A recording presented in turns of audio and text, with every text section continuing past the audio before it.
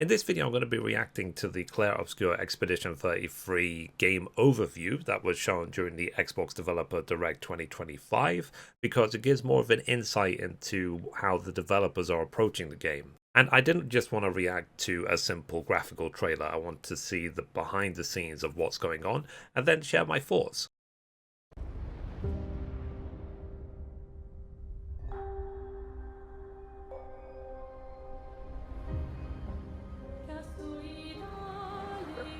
Oh, these graphics are amazing. It looks like real life.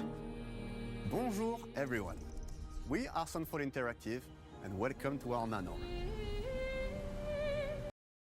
You know, I get really jealous when people work or live in such historically amazing looking places. You know, like I wish, you know, instead I'm where I am, but whatever.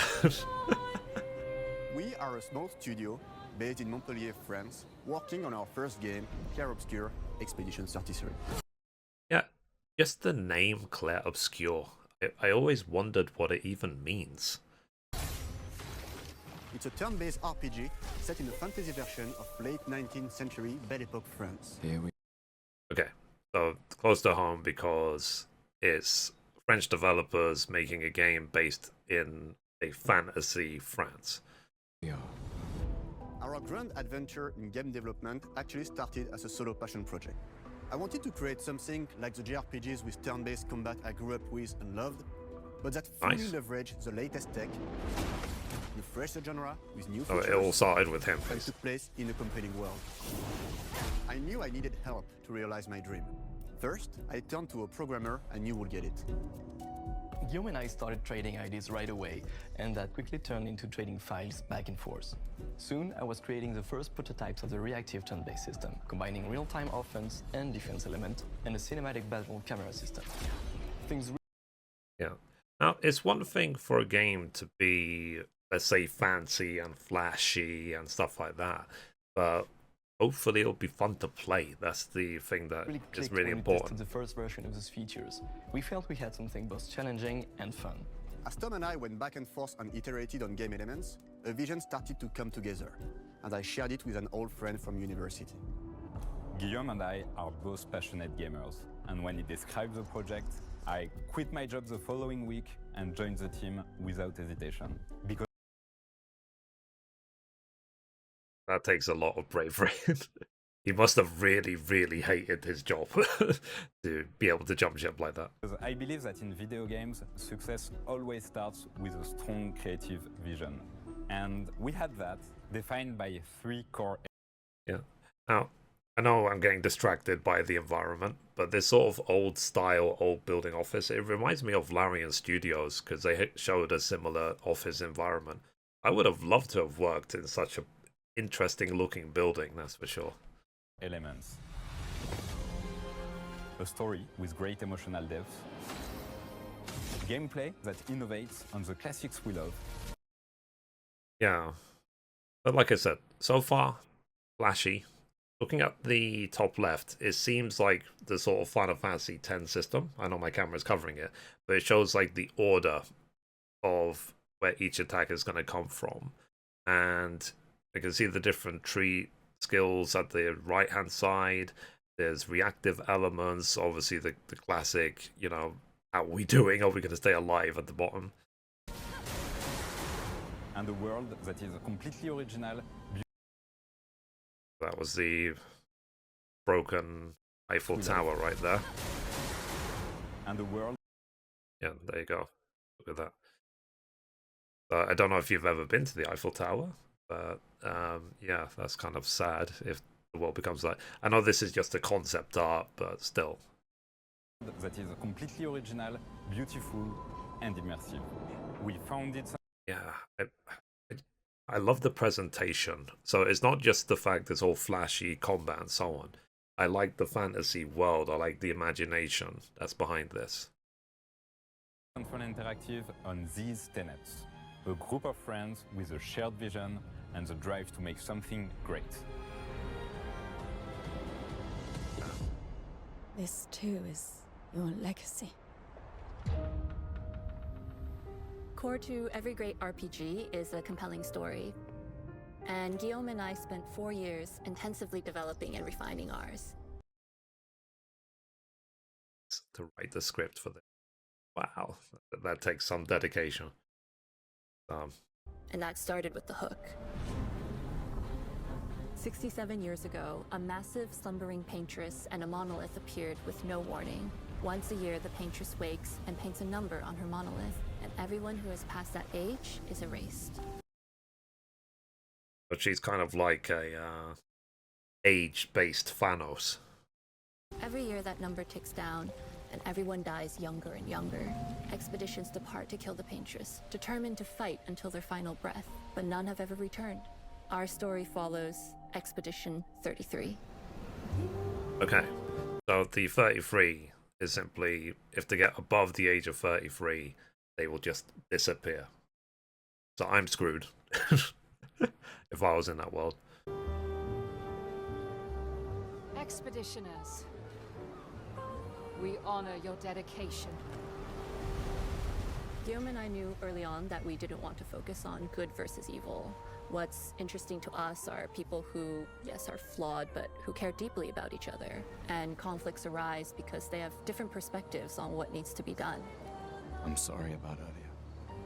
We wanted our story to feel dark and mature, with adult characters who feel like real people with real experiences. I'm always missing something that everyone else just gets. The heart of the story is about overcoming an existential threat while struggling with loss and grief. And it's rooted in the characters' relationships, both to each other and to themselves. Yeah. The typical RPG thing, isn't it? Like, let's just ruin your mood. You thought you were happy? Nah. Let's just make you miserable. What are we gonna do, huh? Tell me. What are we gonna do? Now, I did say that they've got some big names to do the voice acting for this game as well. In a world like this, how does one stay hopeful or make peace with their fate? Including Ben What Starr duty do we owe to each other live in or Final Fantasy to 16. ourselves? These questions are deeply personal to me, and they permeate the story behind the story. Know that Lumiere fights with you. Tomorrow comes Expedition 33. The characters all have their own motivations and perspectives. Gustave and Lune are deeply invested in the expedition, even if they fight all the time. To them, the mission is tied not only to their family, it's central to their identity and purpose. Okay. When they said family, are they siblings? Why they constantly fight? As I do have colourful arguments with my sister all the time. Protocol doesn't cover every contingency. You know that. Contrast that with Ciel, whose darkest days have already happened. What are the stars whispering to you? Actually, I'm the one whispering to them. It's something my dad and I used to do. And Maëlle, who cares more about really living her life, not just living longer. Gustav, are you real? It's not all dark, though. Along the way, It's reassuring. various colorful NPCs and recruit Monoko, who is a friendly but kinda bloodthirsty philosopher and a fully playable character. He has a really cool battle mechanic where he can turn into the enemies he defeats. What are you doing? Interesting. Need foot. Aha! He's very, very old and has seen many expeditions come and go. He is a jet troll. That's the thing. If everyone is supposed to be dying when they're above 33, 34, whatever, how can anyone be old? Well, Which are a group of playful beings who view battle as a form of meditation. They're fun and sort of ridiculous. You'll meet Monoko and many other jet trolls across the game. why is he exempt? And of course, there is Esquier, who is one of the oldest and lore-wise the most powerful creatures in the verse. Esquier is that powerful? He will be your mount and help you travel to secret corners of the world. And if you bring him back his special stones, you can unlock abilities for him to access new areas of the world and find exciting secrets. I wish he didn't say that. Because I tend to be a trophy hunter. And I tend to go for 100% of everything. That means if I play this game, I will have to find every single stone so I can explore everywhere in the game. Damn it, it's adding to my workload, I'm busy. I'm strong, but I'm not that strong.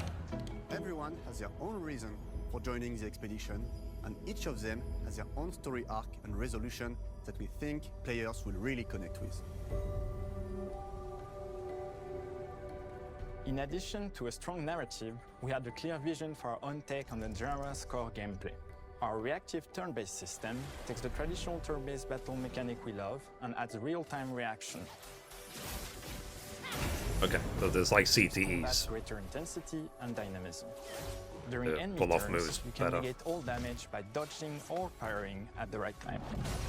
Okay, The yeah. So that makes me wonder then.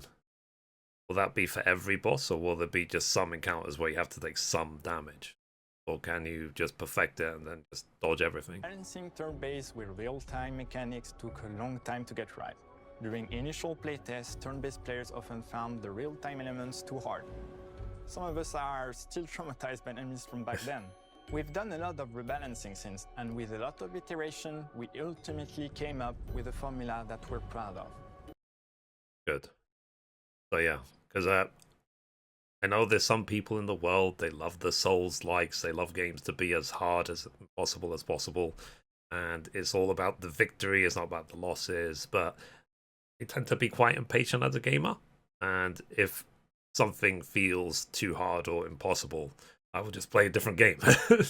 So I'm glad they're saying it's challenging, but it's not impossible. Players who are good at real-time can take more risks, and others can counterbalance with items and strategies. A big part of that formula lies in the many ways. Yeah, typical RPG elements, lots of upgrades. We go along, the stats to consider. You can customize your character. See, vitality, might, agility, defense, luck. We spend a lot of time designing each character's unique mechanics and their custom skill trees. Our philosophy is making every type of playstyle viable so that everyone can have fun with how they play the game. Each character has a unique mechanic. Melee switches between stances, which can ultimately boost defense or power. Okay. So is that like the Final Fantasy 13 class system? Sentinel and whatever else. I personally like to make Mel the protector of the group, but I'm pretty much the only one at the studio who plays her that way. Most people play her as a glass cannon with Gustav's complementary skills. The characters can also equip hundreds Sorry, I'm just getting Path of Exile tree flashbacks. of passive effects, which in our game are called Lumina. That's too much. I think that's ridiculous. Every character has more than 20 unique skills in their skill tree and hundreds of passive effects. They can Hundreds? What are we supposed to do with that? gain through Lumina and weapons. So there are a ton of builds and playstyle to explore. I'm the sort of gamer who, when there's like a character customization where you can make your character look a certain way and so on, I will spend 15-20 minutes thinking about like the hairstyle and stuff like that. So if you give me hundreds of options, I'm gonna be there for a while. Needless to say, we can't wait to see how you choose to play and what kinds of build you'll design that we probably never even imagined. Yeah, it does make me wonder then if there's going to be eventually guides where people will explain, you know, if you try the blah blah blah build, then you can be invincible against this so-and-so boss.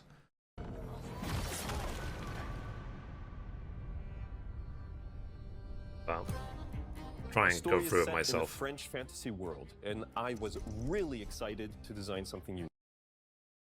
You, Grant?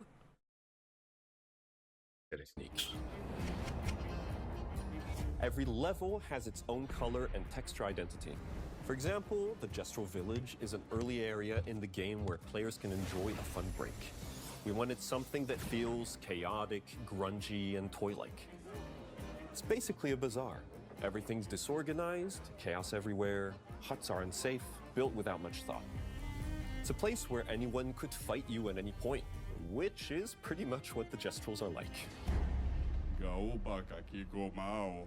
Gestral village is hidden inside the ancient sanctuary. The ideas here were forest, labyrinth, and sentinels. I designed it as a vibrant place, like an old graveyard of Gestrels, or forgotten wooden toys in a box, with two main colors, red and white. I find the coloring actually very interesting.